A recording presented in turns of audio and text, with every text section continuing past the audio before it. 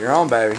Okay, most times when I write a song, anybody that knows me knows that even though I love to talk politics, I do not write about them because Hobisky is correct, my brother. But like I said, most songs that I write are always about a camping trip, or a show I went to, or a women, night, or just something. I've got songs about women, but they're usually 100% very. You can't tell what they're about women. It's like you have to know me, and I have to tell you, and then it makes sense. But this particular song is about a trip to Cincinnati. Trip to Cincinnati. And this is not weed, people. No. Entheogens, it's incense. It's totally legal. And it doesn't show up on drug tests, which kicks ass. But anyway, so it was my dad's 25th anniversary of Tom's Auto Club. And what we did, we had this big celebration, this canned food drive. Amen. And all this stuff. I got a lighter. Okay. And with the canned food drive, if you brought 100 cans of food in, you got tickets to go to a Reds game. Cool. Well, the thing is people brought 100 cans of food in, but nobody asked about the damn Reds tickets. For those of you in other countries, Poland, I know like 2 of you that will probably watch this. Yes. So, hello, Poland. Hi, Alicia, and hi, I think it's how you say your name. Hello, Poland. I don't really know. And hey, Bartos.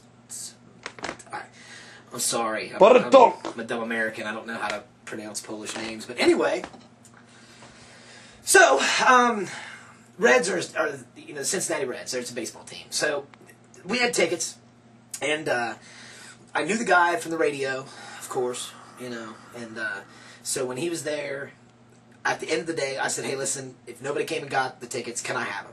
He said, sure. Nobody came and got them, so I got them. So I called my bass player at the time, which was Brad, which is the guy that's playing bass on the Superstition video. You owned him? Right now. What? You owned him. I didn't own him. I'm joking. Go ahead. People gave me that bullshit when I said that. I was just a singer. I always told him, I said, you can introduce me as your singer. There you go. That's how I always rolled. Go ahead. I told Matt, I said something about, Matt's my drummer, and I'm his singer. Matt actually liked it. Matt was like, haha, I'm Jeremy's drummer. How about that? I was thinking, man, you're fucking Matt Willis. You don't need to worry about being in Matt's bad. So anyway, okay. So, yes. So I called Brad, and I'm like, listen, man, we got tickets to go to the Reds game, and I got a bunch of Xanax. And he's like, sweet. So I told him, I said, you got to bring your ass now, because we got to go. So, because the game was in like 4 hours, and Cincinnati's like 2.5 hours away. Biscuit. So, he comes to my house, and we leave. It was me and Jen, who was my wife at the time, and Brad and his girlfriend's brother, Benji, who is in jail right now for killing people. Wonderful. Why did he kill people? Sure, inquiring minds are wanting to know. Vehicular manslaughter. Oh, was he drunk? Yes. Don't drive drunk. What are you doing, people? I've had 2 DUIs in my life, and they suck. But anyway, so we get to Cincinnati, we go to the ball game, we get there, we eat the Xanax, we're drinking a bunch of beer. Woohoo! Yeah, it's fun. So, at the end of the night, man, we're all just trashed. All of us, we're trashed, and we're 150 miles away from home. So we're thinking we can't drive home. So we have to get a hotel room. The only hotel room that we could find in the entire city of Cincinnati was like the presidential suite at like the Hyatt. Amen. It was like $350 a night. Oh my gosh. But I mean, it had hallways, and it had bedrooms, and living rooms, and a jacuzzi. I mean, it was the shiznit. So anyway, we go there, and Brad and I decide that, hey, if we're going to be staying like literal rock stars, well, we're going to party like rock stars. So we went and got a case of beer, ate more Xanax, smoked a bunch of weed, and really went, just basically terrorized the hotel. We redecorated an elevator at 3 o'clock in the morning, which you'll hear me say that in the song. But it's like, I mean, literally, we were riding the elevator, and Brad's like, you know what? I told this to Brad. I was like, this is the most boring elevator I've ever seen. I said, we need to do something about this. And he said, I agree. So at the next floor, they had like flowers and trees and shit out in the like lobby, not the lobby, but out of the elevator. So we took all that stuff and put them in the elevator. And I remember standing back, Brad and I, looking at the elevator, and I was like, tell me that's not the most beautiful elevator you've ever seen. He was like, dude, it's awesome. It's hot biscuit elevator. So while we're doing this, all of a sudden, we meet up. Now remember, it's 3 o'clock in the morning. We meet up with a softball team. I don't know where they were from, but it was a guy's softball team, so it's not as cool as it sounds when I say softball team. But anyway, they were drunk. I mean, they were drunker than we were, and we've been eating Xanax and smoking weed and drinking beer at the ball game all frickin' day. So, well, not all day. You smoked weed in Mile High Stadium or whatever the hell they call it. Actually, I don't even know what the stadium's called in Cincinnati. Yeah, what the hell is it? Marge, she knows, but Marge, she's not I don't owner. even know if she's with them anymore. I don't either. Well, go ahead. Okay, so anyway. We're all interested in this. So anyway, this softball team kept screaming, "We want Burger King! We want Burger King!" And they would walk up to doors, just random doors, and just knock on the door, act like it's a drive-through. I need a Whopper and a large fry, order onion rings and a milkshake. Did you tell them to F off? Well, no, we were partying with them by this time. I mean, so you wanted Burger King as well?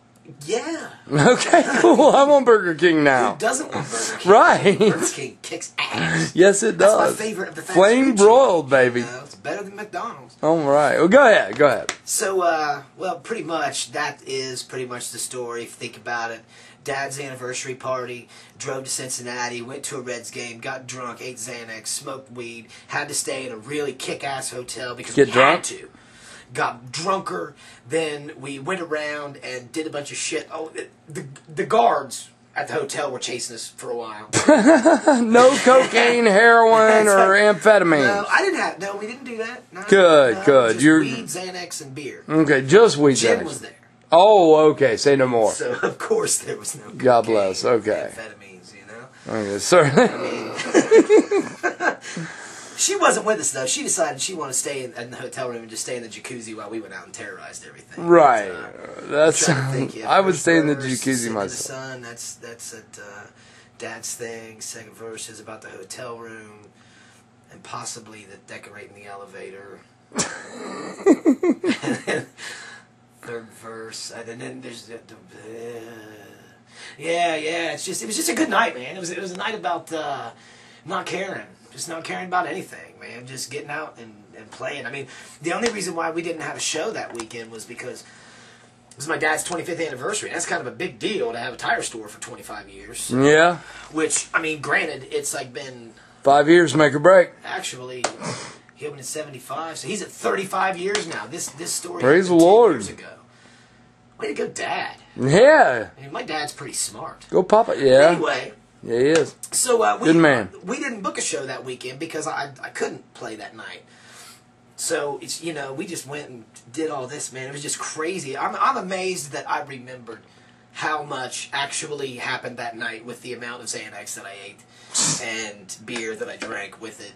But it came a song. But yeah, I think I wrote it the very next day. Cool.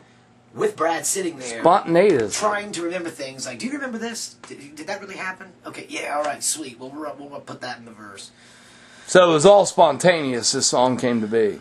Every song I ever write is spontaneity at its best. Me too, me too. You pick up a guitar and you just play something and it happens. And then I'm not an instrumentalist, but when I write lyrics... I don't write words because I hate words. And then what I do is I go to the show and then I look at the crowd and usually I just sing about the crowd.